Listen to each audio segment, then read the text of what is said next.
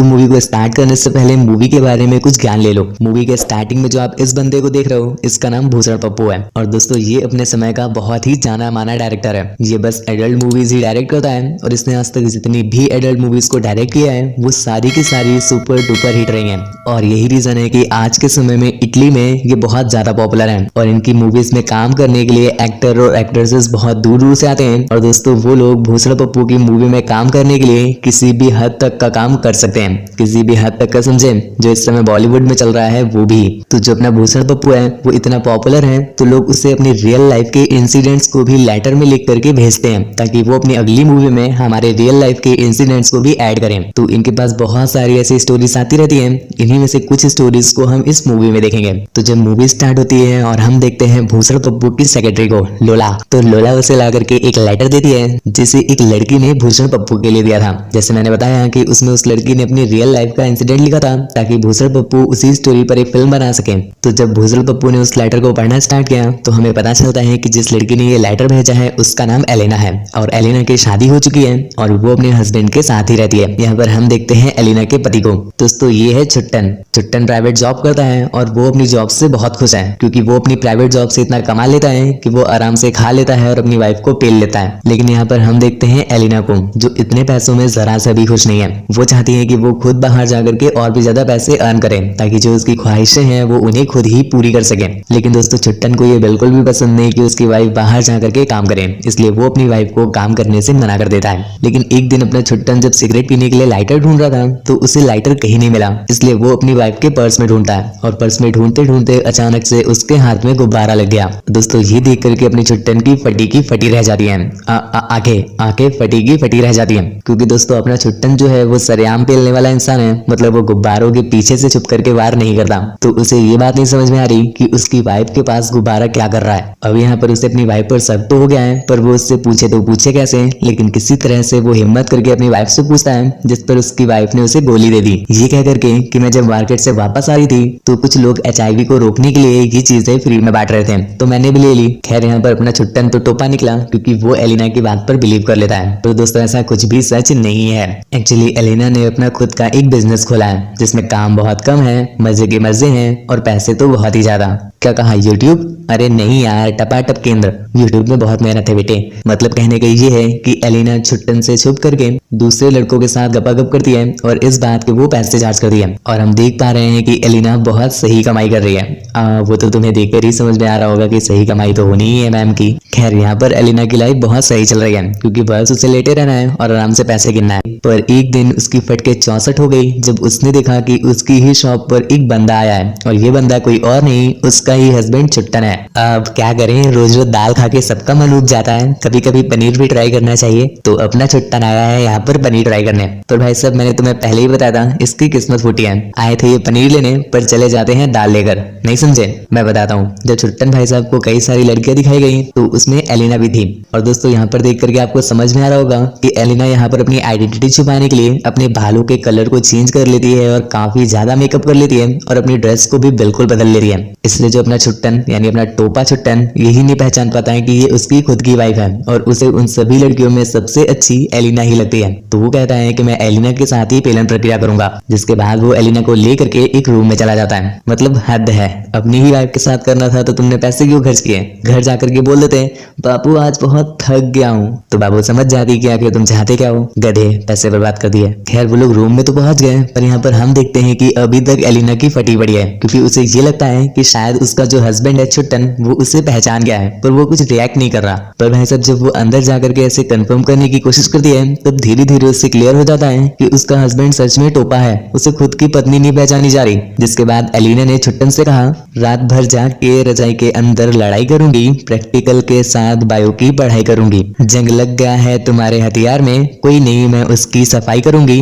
बाबू तुम डरो मत, पैसे लिए हैं तो पूरा जस्टिफाई करूंगी, तुम्हारे चुन्नू मुन्नू को भी अच्छे से खुश करूंगी, न उसके साथ कोई बेवफाई करूंगी। अब अपना छुट्टन छुट्टन भी कम शायर थोड़ी ना है। तो इस पर छुट्टन ने कहा, बिप्स अपने औजार से तुम्हारे गड्ढों की सफाई करूंगा, तुम्हें रुला के रख दूं ऐसा मैं ट्राई करूंगा, ना खुद थकूंगा ना तुमको क्राई करूंगा, तुम्हारी फीलिंग्स को और भी ज्यादा हाई करूंगा, फिर तुम्हारी बिल्ली के साथ मैं चटाई और पुछाई करूंगा और आखिर में अपने शैम्पू से तुम्हारी धुलाई करूंगा। तो भाई साहब इस शायरी के बाद वो दोनों पेलम प्रक्रिया में लग जाते हैं। जिसके बाद यहाँ पर एलिना ने छुट्टन को बहुत अच्छे से घुस गया, पर अभी भी एलिना की फट ही रही है। उसे ये लगता है कि शायद छुट्टन उसे पहचान गया था, पर उसने यहाँ पर कुछ नहीं किया क्योंकि वो मजे लेना चाहता था। अब मैं जब घर जाऊंगी तो मुझे पेलेगा भी और मेरे पैसे भी छीन लेगा, इसलिए वो डरते डरते घर जाती है। पर यहाँ पर भी छुट्टन उससे कुछ नहीं कहता दोस्तों, क्योंकि रियलिटी यही थी, छुट्टन अभी तक उससे पहचान ही नहीं पाया था, पर फालतू में ही एलिना डरे पड़ी है। खैर इसके बाद हम देखते हैं छुट्टन को एलिना बहुत पसंद आ गई थी, तो अब वो हर रोज जाता है पैसे दे करके एलिना के साथ पेलम प्रक्रिया करने। खैर ऐसे करते करते एलिना अपने खुद के हस्बैंड से ही बहुत सारे पैसे कमा लेती है।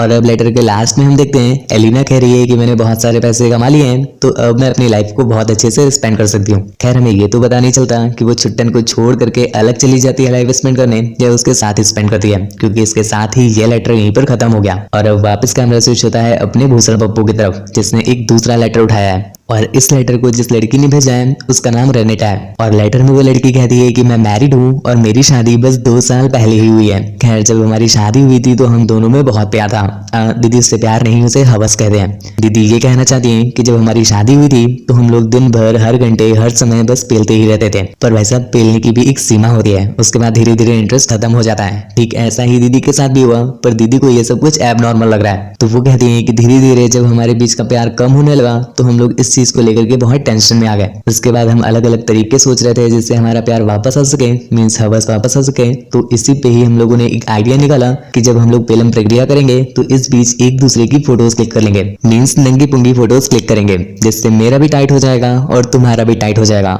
भरोसा टाइट हो जाएगा। और इसके बाद हम दोनों को एक दूसरे को पेलने में मजा भी आएगा। और ठीक दोस्तों ऐसा होता भी है, जब वो दोनों एक दूसरे की नंगी पुंगी फोटोज देखते हैं तो इस पे उनका मन हो जाता था और उनके बीच का जो पेलन कार्यक्रम खत्म हो गया था वो अब धीरे धीरे करके स्टार्ट हो जाता है। तो भाई साहब कुछ दिनों के बाद ये भी धीरे धीरे कम होने लगता है। आखिर तुम कब तक एक ही फोटो को देख करके एक्साइट होते रहोगे। ठीक ऐसा ही इनके साथ भी होता है। तो ये एक बार फिर से परेशान हो जाते हैं कि दोबारा टाइट करने के लिए आखिर हम क्या करें। अब भाई साहब ये ठहरे हवसी मानुस, तो इनके माइंड में बस हवस ही आती है। तभी इन्हें एक आइडिया आया, क्यों ना हम दोनों एक दूसरे के साथ पेलन कार्यक्रम करते समय एक दूसरे की ही वीडियो बना लें। जब हम लोग वो वीडियो देखेंगे तो हमारा मन करने लगेगा। और दोस्तों ये आइडिया जब उन्होंने अप्लाई किया तो ये सच में वर्क करता है। इसके बाद से जब भी वो लोग अपने पैरट और पुस्सी की फाइट कराते थे तो उसकी वीडियो बना लेते थे और बाद में जब वो उससे देखते थे तो फिर से उन्हें एक्साइटमेंट आ जाता था। और दोस्तों रेनिका ने न सिर्फ ये लेटर भेजा था, इसके साथ साथ उसने अपनी कुछ कैसेट्स भी भेजी थी जिसमें उन्होंने उन दोनों की खुद की टपाटप की वीडियोस बनाई थी,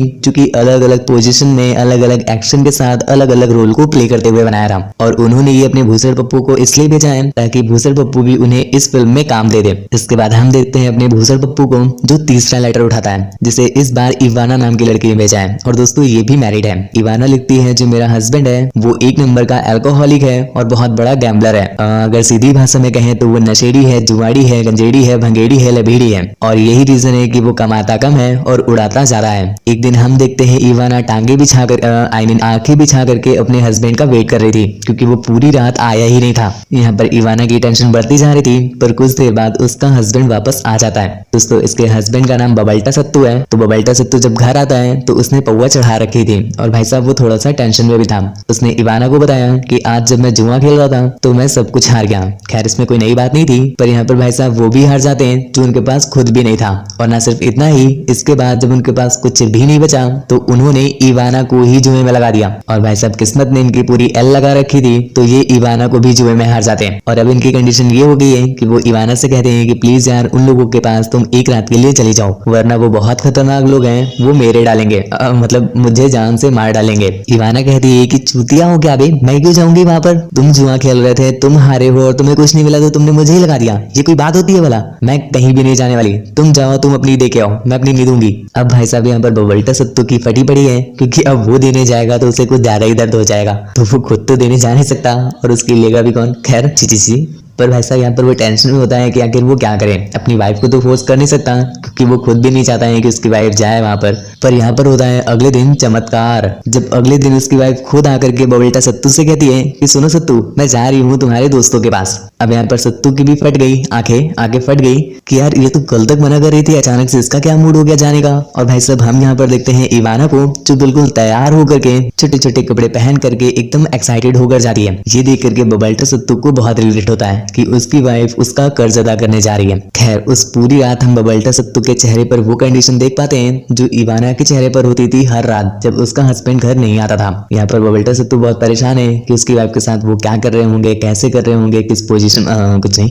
पर अगले दिन जब इवाना वापस आई तो वो बहुत ज्यादा खुश थी, मतलब वो इतना खुश थी कि मानो उन दोनों ने उसे कोई कुतुब मीनार दिखा दिया हो। खैर दिखाया तो ऐसे ही कुछ था, खैर छोड़ो से। तो यहाँ पर जब बबल्टा सत्तू पूछता है कि तुम इतनी खुश क्यों हो, तो इस पर इवाना ने कहा कि यार आज तो मजा ही आ गया, तुम्हारा तो कितना छोटा है, दिल की बात कर रही कि तुम्हारा दिल कितना छोटा है। उन्होंने तो मुझे बहुत पिलाया, सारी रात पिलाया, दारू पिलाया, क्योंकि इवाना नशे में है और नशे में ही बोल रही है। तो वो कहती है कि उन्होंने बहुत दारू पिलाई और उसके साथ भी बहुत कुछ किया था, वो भी बता दिया। और कहती है कि यार मुझे तो मजा ही आ गया, अगली बार तुम मुझे कब भेजोगे। ये सुनकर के अपने बबल्टा सत्तू को बहुत रिग्रेट हुआ कि यार उसकी ही वाइफ उसके सामने ऐसी बातें कर रही है, पर वो अपनी वाइफ को कुछ कह भी नहीं सकता क्योंकि गलती तो अपने सत्तू की ही है। और यहाँ पर हम देखते हैं मूवी के एंड में सत्तू डिसाइड करता है कि वो आज के बाद से जुआ नहीं खेलेगा। खैर उसके इस डिसीजन के साथ मूवी भी यहीं पर एंड हो जाती है। खैर मूवी के एंड में मैं तुम्हें बता दूं कि लोला पर कोई नजर नहीं डालेगा, वो पसंद आ गई तुम्हारे भाई को, भाभी ये तुम्हारी उसके पैर छुओ। अरे अभी कहीं जाओ नहीं, सर्दियां आ गई हैं तो एक छोटी सी टिप तो लेते जाओ। बड़े बुजुर्ग कह गए हैं कि जब सर्दियां पास आ जाए तो बस दो ही चीजें काम आती हैं, या तो रुई हो या तो दुई हो। अब ये तुम पर है कि तुम रुई का इंतजाम करते हो या दुई का इंतजाम करते हो। खैर वीडियो अगर पसंद आई हो तो चैनल को सब्सक्राइब कर देना। खैर जो भी इंतजाम कर रहे हो नीचे कॉमेंट में जरूर बताना, पढ़ने में मजा आएगा। और इसके साथ साथ चैनल को सब्सक्राइब करना बिल्कुल भी मत भूलना, क्योंकि ऐसी ही इंटरेस्टिंग और टपाटप वाली वीडियोस आपको सिर्फ यहीं पर मिलेंगी। और इसके अलावा भी आपको एक जगह और मिलेंगी, वो मिलेंगी हमारे सेकंड चैनल पर, उसका लिंक मैंने डिस्क्रिप्शन में दे रखा है। और भाई साहब वहां पर तो और भी प्रो लेवल की मूवीज आने वाली हैं, तो उसे सब्सक्राइब जरूर कर लेना। मुझसे बात वगैरह करना चाहते हो या मुझे देखना चाहते हो तो इंस्टाग्राम पर फॉलो करके मैसेज कर दो। तो आज के लिए बस इतना ही, सर्दियां आ रही है, जल्दी से जल्दी गर्लफ्रेंड